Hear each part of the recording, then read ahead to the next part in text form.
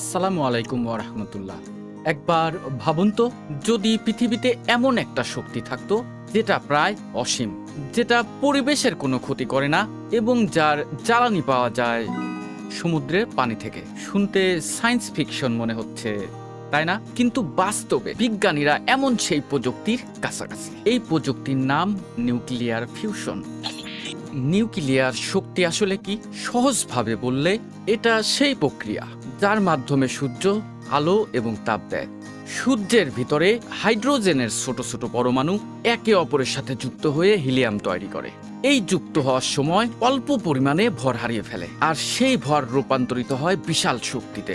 আইনস্টাইনের বিখ্যাত সমীকরণ E=mc², মানে অল্প ভর থেকে পাওয়া যায় বিপুল শক্তি। সহজ উদাহরণ, আপনি যদি 1 চামচ পদার্থকে পুরোপুরি শক্তিতে রূপান্তরিত করতে পারেন, সেটা একটি শহরকে দিনের পর দিন চালাতে পারে।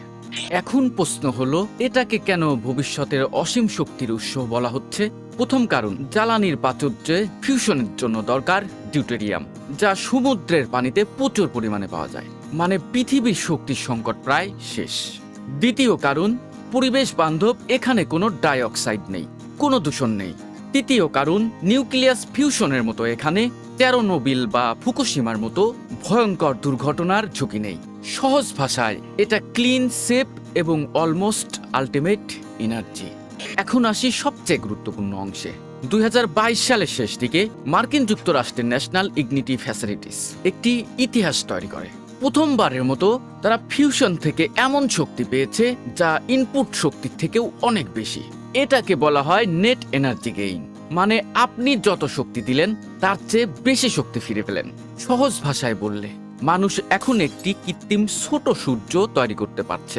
এটা মানব সভ্যতার জন্য নয়, একটি বিপ্লবের শুরু হতে পারে। কিন্তু সবকিছু এত সহজ হলে আজই আমরা ফিউশন দিয়ে বিদ্যুৎ চালাতাম। সবচেয়ে বড় চ্যালেঞ্জ তাপমাত্রা। ফিউশন ঘটানোর জন্য দরকার 15 কোটি ডিগ্রি সেলসিয়াসের বেশি তাপমাত্রা, যা সূর্যের কেন্দ্র থেকেও বেশি গরম। দ্বিতীয় সমস্যা হচ্ছে কন্ট্রোল। এই আগুনকে ধরে রাখতে হয় বিশাল চৌম্বকীয় শক্তি দিয়ে। তৃতীয় সমস্যা খরচ। ফ্রান্সে তৈরি হচ্ছে ITER নামের বিশাল একটি রিঅ্যাক্টর, যার খরচ $বিলিয়ন। অর্থাৎ প্রযুক্তি আছে, এখনো সেটা সস্তা এবং সহজ হয়নি।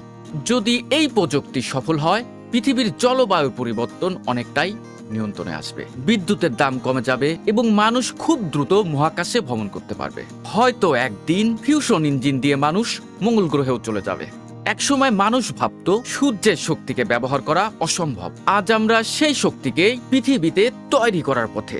প্রশ্ন হলো, এই প্রযুক্তি কি সত্যি পৃথিবীকে বদলে দেবে, নাকি এটা একটি স্বপ্ন হয়ে থাকবে? আপনার মতামত লিখুন। ভিডিওটি ভালো লাগলে লাইক দিন এবং নিয়মিত আপডেট পেতে মাসফিক হেলাল ইউটিউব চ্যানেলটি সাবস্ক্রাইব করুন। ভালো থাকবেন। আল্লাহ হাফেজ।